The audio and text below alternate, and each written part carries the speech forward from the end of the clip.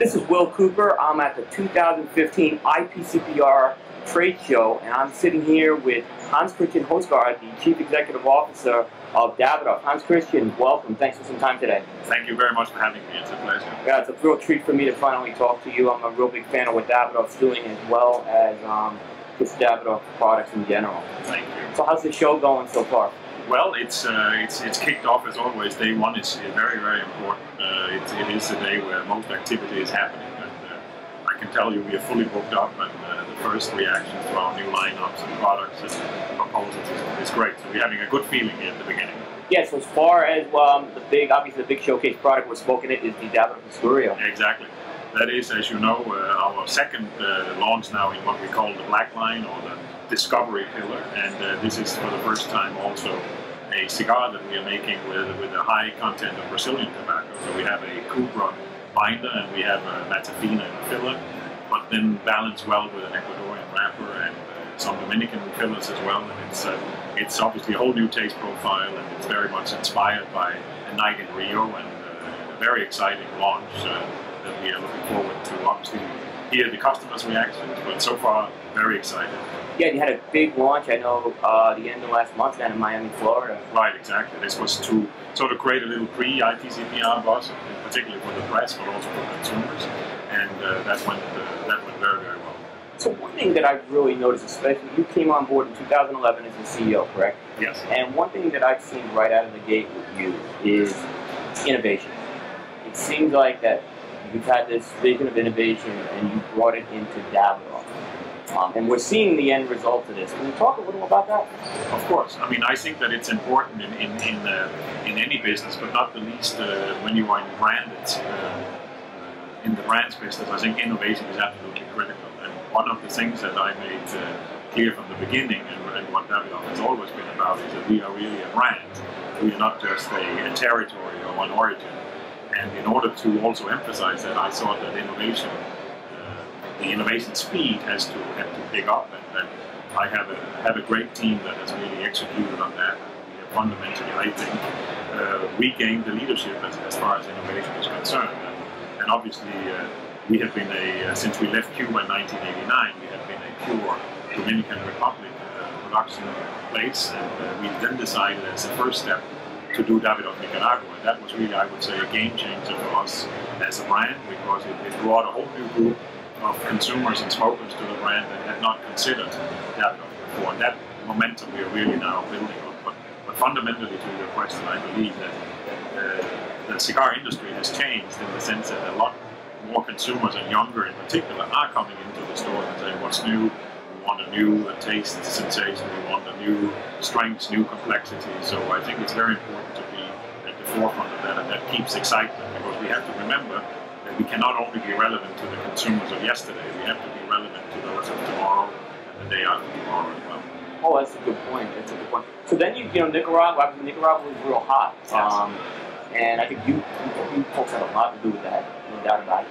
But then you went in a different direction this year with Stogie going to Brazil, which was kind of, I don't think a lot of us saw that coming originally. What inspired Brazil? The inspiration really was coming all the way back to Simon Davidoff himself. When he started traveling the world and started the cigar business, he actually started out in Brazil. So we thought it was an interesting route. Secondly, we thought there's a lot of interesting things going on in terms of tobacco in Brazil as well. Not at the stage where we would make a pure Brazilian cigar like we did for Nicaragua, but it was really an inspiration to be different, and also bring that Davidoff quality and the Davidoff consistency to a cigar from Brazil. I think, I say that with a lot of humility, but I think we also brought a new aspect to Nicaraguan cigars, and I hope we can do the same with cigars with a Brazilian touch. I think it's from an intangible standpoint, it's something intangible that Stogie that you've succeeded, I'm going to tell you. Thank you very much. I'm happy to hear that from a very serious review like yours. Oh, stop that. I'm not with that. So Hanky, from what I remember, and you can correct me if I'm wrong, he's a little resistant on the Nicaragua. Yes, absolutely. You know the cigar business better than I do, and it's everybody's very proud of their tobacco growing. So Hanky always said the best is Dominican. So I said to him, we have to do something new back in November 2011. And I think we ended up with Nicaragua, but he kept, whenever he sent samples in the beginning of our tasting panel, there was always a touch of Dominican in there. So no, Henki, we really need now a puro Nicaragua. Now, remember his famous words, which was mission impossible. Mission impossible. I said, no, it's not impossible. And obviously, he came out with a fantastic product, and he himself, I think, is delighted with it, and also quite surprised, I think, how successful it became. No surprise with him involved, I'm sure. So what about Brazil now? When you went back and said, okay, now we're going to do something more Brazil, how did that one go? A lot easier, because I think, with the success of Nicaragua, he understands now that we are trying to build different pillars that appeals to different customers. We're not launching a courier to take customers away from other Davidoff brands. We are really constantly trying with our innovation to get new people to the brand, because that's how you can grow. And Henki understands that perfectly, and has done a great cigar again, once again, together with Eladio Diaz. They work hand in hand. It has been very much Eladio's work as well. That's great. So, a lot of what I follow Davidoff with is you call it crop to shop. Yes. And I'm seeing the execution of that really happen. On the crop side, the Yamasa wrapper. Yeah. I think it's a game-changing wrapper what you guys have done with that Yamasa wrapper. I think so too. Not only, it's certainly a game changer in the Dominican Republic, but it has so many other qualities that it is certainly a game changer for our company. No question about it. For folks who may not be familiar with the Yamasa wrapper, the high-level version, what is special about that wrapper? What is special about this wrapper is that it is sun-grown, and it is in an area of the Dominican Republic where nobody has succeeded before Henki to run the challenge to grow tobacco in that area. So it's really very, very special, and it's really the first time we have been able to grow wrapper size leaves, right? We have always been an Ecuadorian wrapper company. So this is really, really important from a crop to shop perspective, but I also think just from an innovation. And we keep experimenting in Yamasa, and fundamentally are coming out. I'm not going to give any details, but in 2016 you will see very interesting new hybrids from that area that we will put on cigars next year. Well, that's awesome. That's awesome. Now, turning my attention to Honduras, you made a big investment in Honduras earlier this year. Yes. I know a lot of it was for Camacho. Yes. But you've acquired some farms, and now you're expanding the factory down there. So you guys are obviously serious about Honduras right now. We are, and we talk a lot, rightfully so, about Davidoff, but we should not forget that in parallel we have been able to also really revamp and revitalize Camacho as a fantastic success in the United States. We launched it in Europe last year, and it's also taking on very, very well. Clearly becoming our second pillar globally, and quite frankly, since we acquired Camacho at the end of 2008, until now we have doubled the production. So we simply grew out of the facility, and therefore it was now time to leave that facility behind. I just received some photos, and the construction of the new factory is in full swing. So I think we can be on schedule to open in January, which means that we are then back to being able to double the capacity one more time, which is great. And Camacho, I'm going to say that was a huge risk. In terms of Camacho had iconic packaging and branding for a long time. Yeah. You guys should really be proud of that, because that was, in my opinion, one of the most successful branding ever. Right. Thank you for those nice words. But when you do these things, it is obviously a risk, and you make some bets. But I think what we have become very good at is really to get to the heart of what the brand is about. When you walk around our booths today, you can see that each brand now is really having that personality. So what is important when you have a portfolio of brands is that you don't let them compete with each other, that they really appeal to different consumers.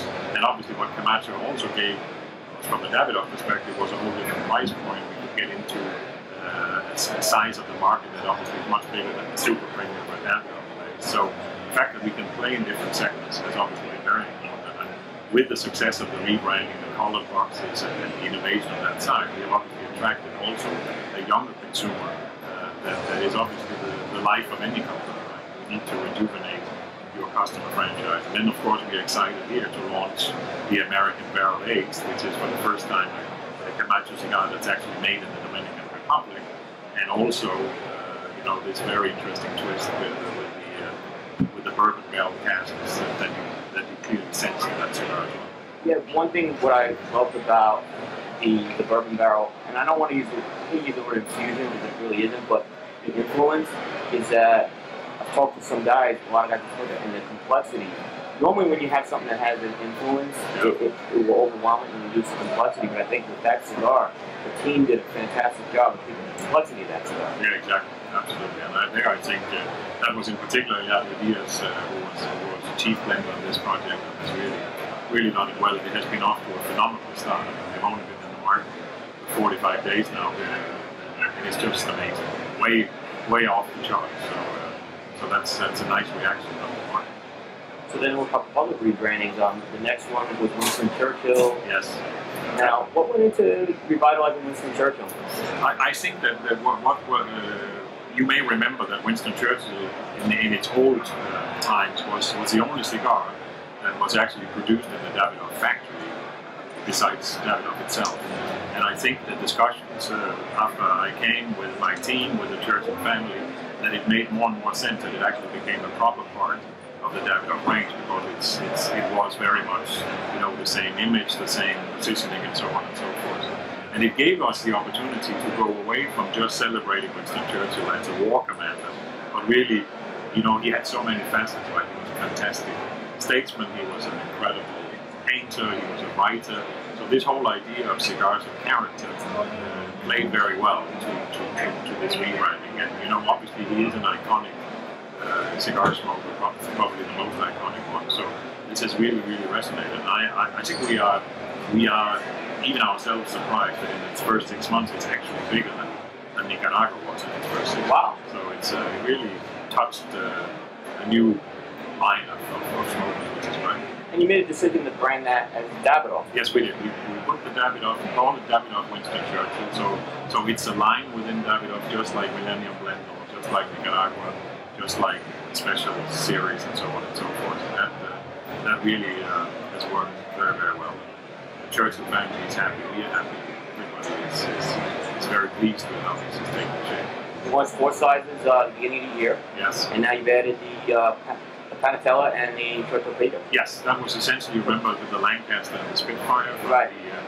the old range, and that is now being reintegrated in its new packaging. The new blends slightly more character in the smoke as well. Yes. And Avo. So yes. The Avo rebranding occurred right around the beginning of the year as well. And that was another. What made the decision to rebrand Avo? Well, I think that once you go through your portfolio, and obviously Davidoff, Camacho, and Avo are sort of the 3 pillars of our company in terms of products. So it was just natural that the time also had come to Avo. The Avo revamp, obviously this is too early to say, because we're only really launching it here at the IPCPR, but I think also we're off to a very exciting start there. I think this was not only a rebranding in terms of packaging and blends and the taste to come with an Avo Nicaragua and all of these things that makes it also exciting, but it was also a commercial innovation in the sense that we moved Avo into being a price-protected brand, so we could regain the support of the appointed merchant, and I'm very happy to see the vast growth already in Avo now back at the appointed merchant. So that was a very important commercial decision. And you went almost subtle with the rebranding of Avo as opposed to Camacho, a major change in packaging. Yes. Winston Churchill, I'd say significant. This one was almost subtle, where you kept kind of, I think, the core with Avo. Yeah, I would say that while Camacho and Winston Churchill obviously were revolutions, Avo has been, or is, an evolution. I would say it's a modernization of the brand profile. It is also clearly a process where obviously the brand and the man live side by side, right? I mean, Avo is still a very important piece of the music. It's still, you know, the fundament of this brand, but it's also a brand that is taking on its own life as a brand with its subtle. It's very important for the future. Yeah, and I actually, when I was walking in, I saw Avo is back here, right? He's back. He was not here last year. Yeah, you know? yeah. So I know. We are so happy that he's here. And I remember the reception you got at the Golden Bands last year, and I think everyone was just so moved when they heard him. And I think it's going to be bigger when they see him here this year. And Paul Assadorian, my partner, and myself, we're longtime Avo cigar smokers. I think that's what brought us together. Yeah. So, yeah. Interesting. No, he's a fantastic man, and he is. I just spent a few minutes with him.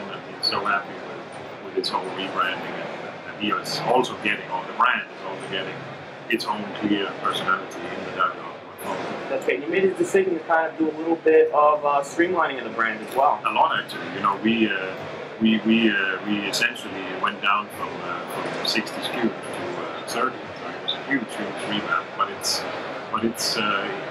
working. It's the right thing to do, and combined with the fact that we are really focusing on the appointed merchants and they have the price protected range was critical.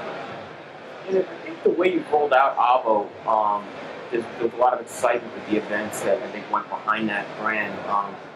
I saw it just kind of being on the ground in the cigar shops where it brought a lot of people into those events. Yeah. And really, they got to learn about the product as well. And I think you're going to see that over the next year. Right. That's going to help, really grow some of your base there. You're right on point. We were just reviewing that. If you go a couple of years back, or even just last year, we would typically have in the United States about 40 events for Avo. This year we've booked 127. You've done it without Avo. Right, exactly. Yeah. Because he's too. He will come here and there, but obviously he's a senior citizen now, so he doesn't have the same power as he had. So it was also important to make that transition that we can have events that is still Avo events, but he doesn't need to be there when he can. Sure.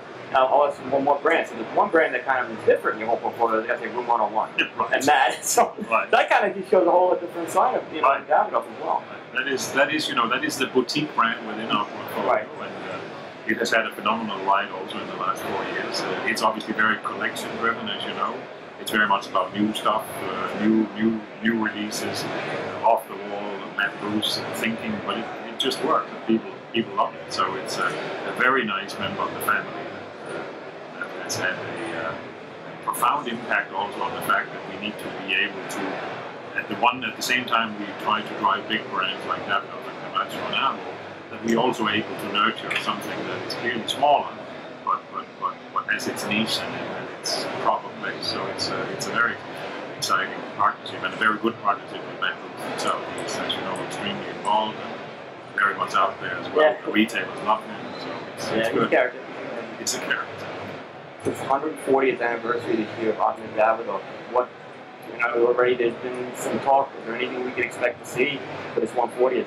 Well, I mean, what you see for the 140th is obviously everything we just talked about, because there has been a lot of new launches in this anniversary year.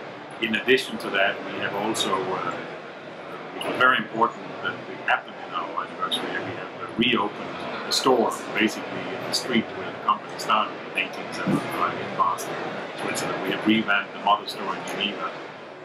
And we have opened our Davidoff artist residency in the Dominican Republic. So there's been a lot of institutional markings also of this anniversary. 140 is not a particular, big thing like 100 or 200, but it is still a milestone.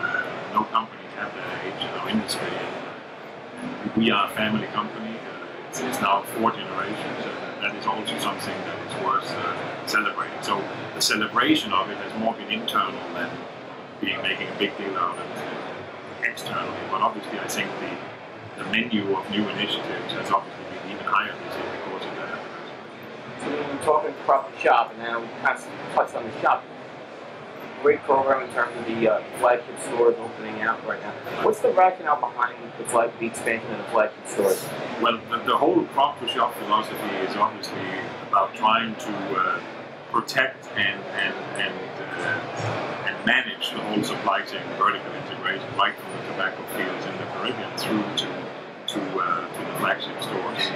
The idea with the flagship store is obviously that as opposed to an appointed merchant where we will be an important partner, we will only be part of the store, that we have a few, not many, but a few flagship stores where we can give the total brand experience. That's really what it's about. You can go in there and get the whole world of Davidoff, from accessories to the service, to the training, to the lounge, to everything that is sort of a pillar of what the Davidoff brand is all about. So it's really to be able to give that brand full brand experience and then be present in these key geographies. And if we look outside the United States, it is also